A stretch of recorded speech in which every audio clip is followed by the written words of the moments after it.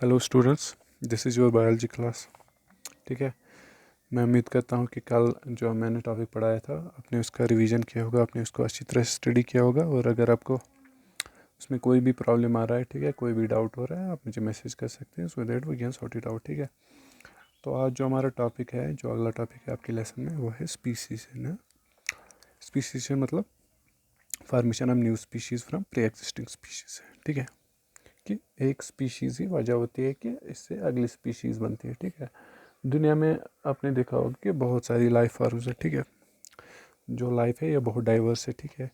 एक और कंसेप्ट मैंने आपको बोला था इससे पहले कि जो ट्री ऑफ लाइफ है अर्थ में, जितनी भी लाइफ फॉर्म्स हम देखते हैं, ठीक है, तो ये जो सारी लाइफ फॉर्म्स है ये आपस में रिलेटेड है। ठीक है। ये एक ही ट्री को बिलोंग करती है, लाइफ एक ही है। ठीक है। इसका ओरिजिन जो है वो, इसके रूट जो है वो एक ही है। ठीक है। तो धीरे धीरे with the passage of time क्या हुआ, अर्थ का जो मतलब वो इसका जो माहौल है, ठीक है, इसका एनवायरनमेंट जो है वो कॉन्स्टेंटली चेंज होता रहा है। ठीक है। तो उस वजह से क्या हुआ, और बहुत सारी बायोलॉजिकल प्रोसेस से, ठीक है, जैसे म्यूटेशन है या एनवायरनमेंट का चेंज होना है। ठीक है। तो इन फैक्टर्स ने जन्म दिया नई नई स्पीशीज़ को, और लाइफ डाइवर्स होती गई। आज हम देखते हैं इतने सारे ऑर्गेनिजम्स, ठीक है, माइक्रो ऑर्गेनिजम्स है, ठीक है, प्लांट्स है, एनिमल्स है, इतनी सारी स्पीशीज़। ठीक है। लेकिन इनका जो ओरिजिन है वो सेम है। ठीक है। अब हमें पढ़ना क्या है कि ये जो एक स्पीशीज़ से दूसरी स्पीशीज़ ये किस तरह बनती है। ठीक है। अच्छा, इसका जो इसका जो मेन फैक्टर है, ठीक है, एक स्पीशीज़ से दूसरी स्पीशीज़ कैसे बनती है। ठीक है। तो इसमें सबसे अहम है वेरिएशन। ठीक है। वेरिएशन मैंने इससे पहले भी इस यूनिट के मतलब इंट्रोडक्शन में ही पढ़ाया था कि वेरिएशन क्या होती है। कि ठीक है, वेरिएशंस क्या होती है कि स्मॉल चेंजेस जो होती है, ठीक है, जो कब आती है, जब दो इंडिविजुअल्स का जेनेटिक मटेरियल जो है, जब दो डिफरेंट इंडिविजुअल्स का जेनेटिक मटेरियल कंबाइन होता है। ठीक है। जो हम सेक्सुअल रिप्रोडक्शन में देखते हैं। ठीक है। दो पेरेंट्स होते हैं। ठीक है। जो अगली जनरेशन इनकी होती है। ठीक है। तो उसमें इन दोनों पेरेंट्स का जो जेनेटिक मटेरियल है वो कंबाइन होकर उनमें ट्रांसफ़र हो जाता है। ठीक है। अच्छा, जो इनकी जनरेशन होती है, ठीक है, वो हम नेचुरली देखते हैं कि थोड़ी सी डिफरेंस उसमें हम एविडेंस कर सकते हैं। ठीक है, हम देख सकते हैं वो बराह रास्ता। अच्छा, अब जो हमारी ये नई जनरेशन बनी, अब जब ये रिप्रोड्यूस करेंगे तो ये अगली जनरेशन को जन्म देंगे। ठीक है। तो इनमें नई वेरिएशंस होंगी। ठीक है। तो धीरे धीरे धीरे धीरे ये वेरिएशंस जो है ये एक्यूमुलेट हो जाती है। ठीक है। एक्यूमुलेट मतलब ये जमा हो जाती है। ठीक है। अच्छा, एक और फैक्टर है इसमें, जेनेटिक ड्रिफ्ट। कभी कभार क्या होता है कि जेनेटिक ड्रिफ्ट मतलब कोई ख़ास जीन होता है स्पीशीज़ में। ठीक है। अच्छा, अब इन वेरिएशंस के एक्यूमुलेट हो जाने से ये जो जीन होता है, ये कैरेक्टर जो होता है, ये गायब हो, ये वाइप आउट हो जाता है। ठीक है।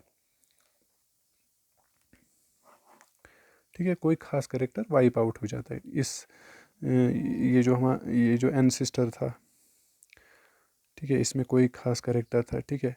इसकी अगली जनरेशन में वेरिएशन आई, फिर उनकी जनरेशन में भी वेरिएशन आई, फिर उनके ऑफस्प्रिंग्स में भी वेरिएशन आई, फिर उनके में। ठीक है।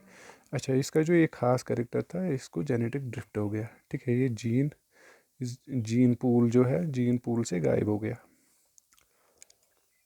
तो हम उसका जो कॉन्सिक्वेंस होगा कि जो ये करंटली इंडिविजुअल होगा, ठीक है, ये बहुत डिफरेंट होगा किससे, अपने एंसेस्टर से। ठीक है। ठीक है। ये इतना अच्छा, अब आपको कैसे समझ आएगा, अगर हम स्पीशीज़ की डेफिनेशन देखेंगे। ठीक है। स्पीशीज़ को हम डिफ़ाइन कैसे करते हैं, हम इनको कहते हैं ये वो इंडिविजुअल्स होते हैं, ठीक है, इंडिविजुअल्स जो कैपेबल होते हैं आपस में किसके लिए, ऑफस्प्रिंग प्रोड्यूस करने के लिए।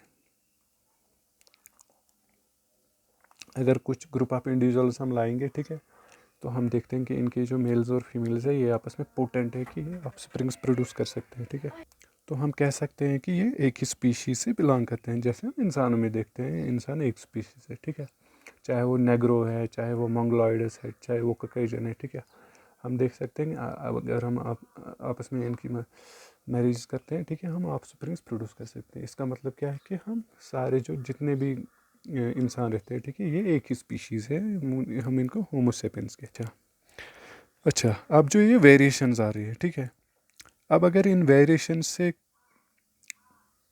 अगर अगर इन वेरिएशंस के रिजल्ट में ये फिनोमेना हुआ कि, ठीक है, ये जो जनरेशन है, ठीक है, ये जनरेशन ये कैपेसिटी खोती है कि अगर इस टाइप का इंडिविजुअल हम लाएंगे, ठीक है, और ये जो जनरेशन है, ठीक है, अगर हम इनको आपस में रिप्रोड्यूस करने की हाइपोथेटिकली रिप्रोड्यूस करने की कोशिश करेंगे, ठीक है, अगर इनमें इतना वेरिएशन आ चुका है कि ये आपस में रिप्रोड्यूस नहीं कर सकते, ठीक है, तो उसके हिसाब से ये स्पीशीज़ की डेफिनेशन में नहीं आएंगे। तो हम क्या कहेंगे, दे आर एंटायरली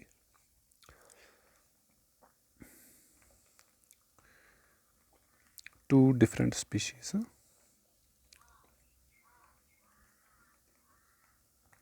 हम अपनी मिसाल अगर हम लेंगे, ठीक है, हम होमोसेपियंस हैं,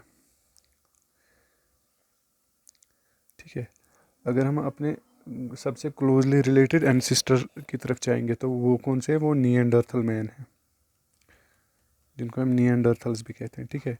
अगर आज निएंडरथल्स हम किसी तरह मतलब वो प्रोड्यूस कर सकते हैं, ठीक है, हम उनके साथ प्रोडक्शन नहीं कर सकते, अगर जो वो हमारे एंसिस्टर हैं, ठीक है, ठीक है, लेकिन हम में और उनमें इतनी डिफरेंसेस आ चुकी हैं कि हम उनके साथ प्रोडक्शन नहीं कर सकते। इसलिए हम क्या कह सकते हैं कि जो निएंडरथल्स थे वो अगरचे हमारे क्लोजली रिलेटेड स्पीशीज़ है, लेकिन वो डिफरेंट स्पीशीज़ है, और होमोसेपियंस डिफरेंट स्पीशीज़ है, ठीक है।